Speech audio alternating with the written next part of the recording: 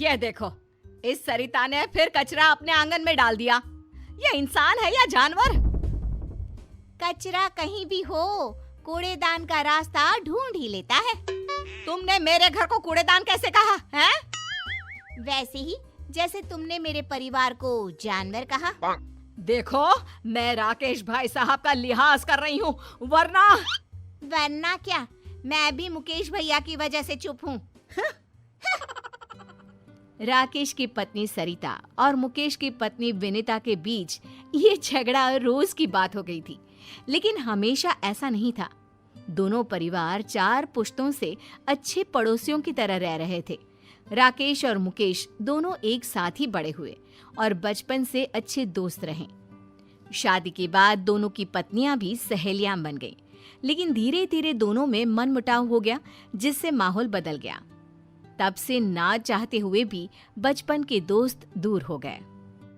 देखा, आज फिर उस सरिता ने हमारे घर कचरा फेंका। अरे इतनी हवा चल रही है, कहीं से उड़कर आ गया होगा। तुम्हें कैसे पता कि सरिता भाभी ने फेंका है? अरे जिस चिप्स का पैकेट मेरे सामने उड़कर आया, वो वही तो खा रही थी। अरे ये क्या बात हुई? अरे चुप रहो, तुम कुछ नहीं समझते। क्यों सुबह सुबह लड़ने लगती हो? तुमने देखा नहीं शुरू किसने किया था? कुछ भी बोलेगी तो क्या मैं चुपचाप सुन लूंगी? अरे नहीं नहीं, तुम तो बस सुनाती हो। क्या कहा तुमने? नहीं नहीं, कुछ नहीं, सब समझती हूँ मैं। देखना तुम किसी दिन ना मैं। अरे अब बस भी करो ना भाग्यवान, तुमसे तो बात करना ही बेकार है। एक तरफ दोनों पड़ोसनों को एक दूसरे से नफरत थी, वहीं दूसरी तरफ अपने पापा की तरह रोहित और ईशा भी अच्छे दोस्त थे। दोनों कॉलेज में साथ पढ़ते थे। सॉरी, आज मम्मी ने सुबह सुबह झगड़ा किया। अरे तुम क्यों सॉरी कह रही हो? ये तो रोज का है। कभी विनीता आंटी लड़ाई शुरू करती है तो कभी मम्मी, और फंस हम गए।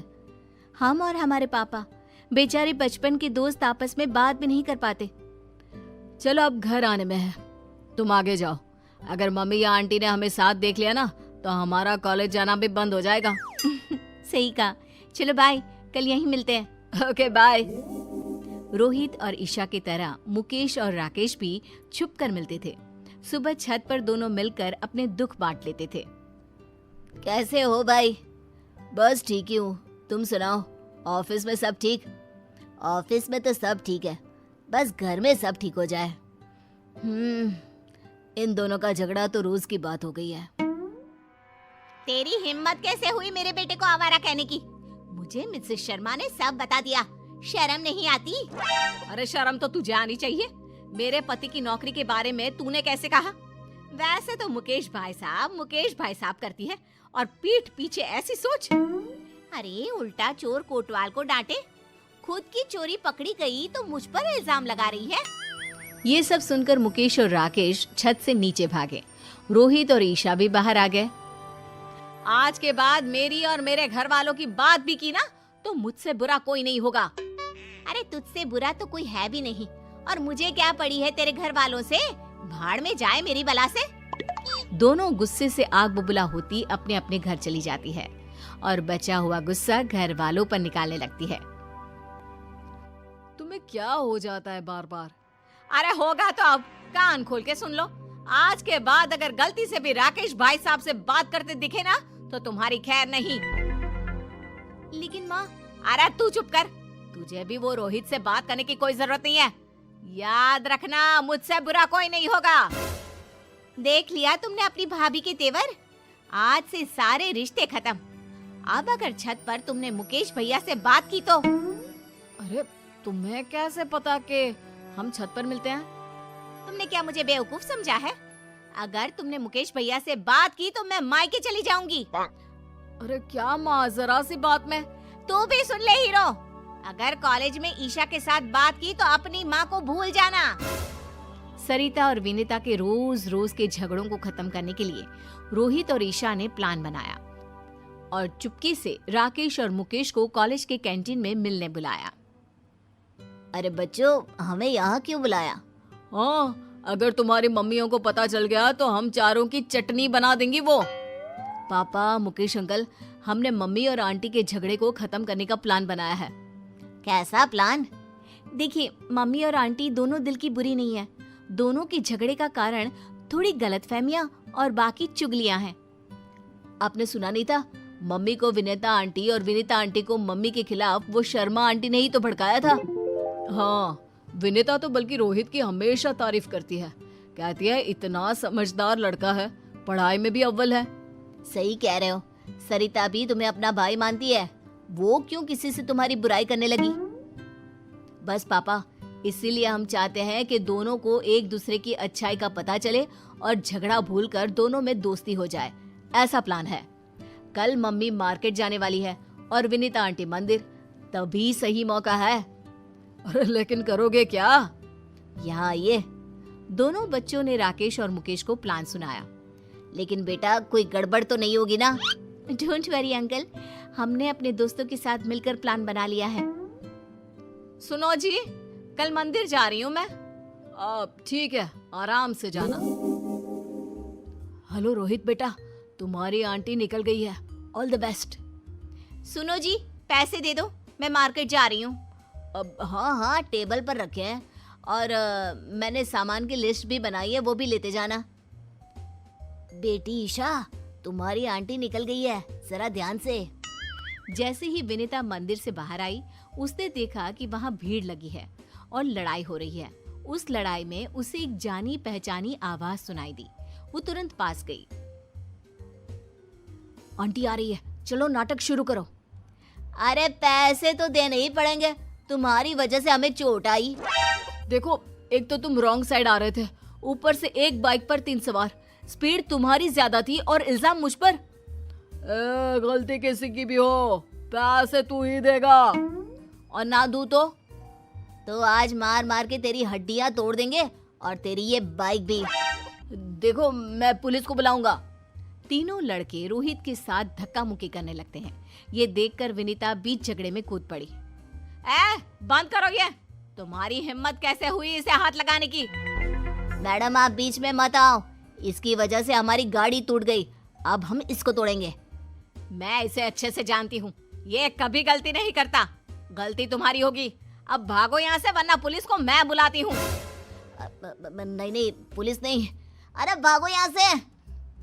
थैंक यू आंटी, आपने बचा लिया। अरे बेटा, तू मेरे बेटे जैसा ही तो है। तुझे चोट तो नहीं आई ना? नहीं, मैं ठीक हूँ।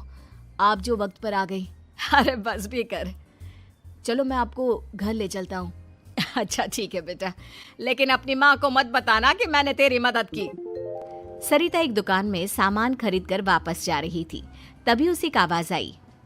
छोड़ो मुझे, हाथ मत लगाओ। अरे ऐसे कैसे छोड़ दे?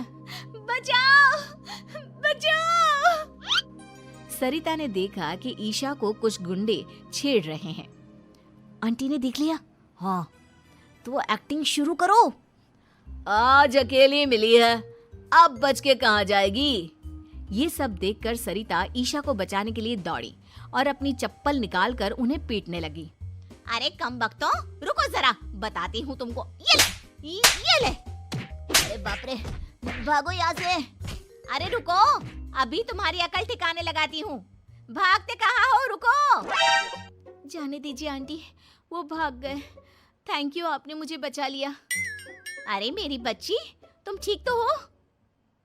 मैं ठीक हूँ आंटी, आप जो आ गई। वो तो भाग गए, वरना मेरी फूल सी बच्ची को छेड़ने वालों की तो टांगे तोड़ देती मैं। चलो आंटी, घर चलते हैं। बेटा, तू अकेले कॉलेज मत आया जाया कर, रोहित के साथ ही रहा कर। जी आंटी जी। और अपनी माँ को मत बताना।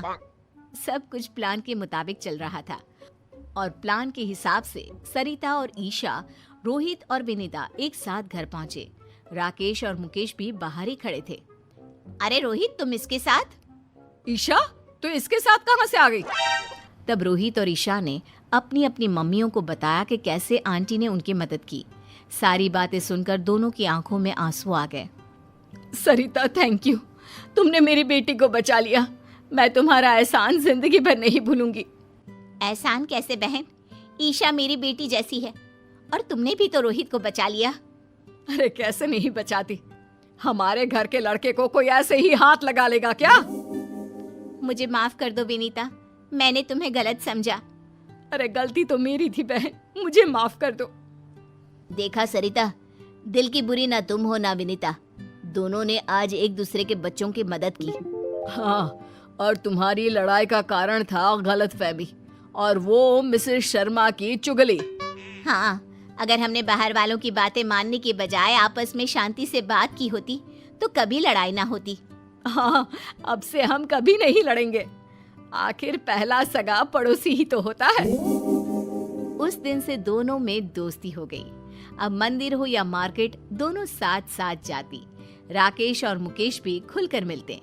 सुबह की चाय दोनों आंगन में साथ बैठकर पीते। रोहित और ईशा भी कॉलेज साथ आते जाते। दोनों परिवारों में प्यार और खुशहाली फिर से लौट आई।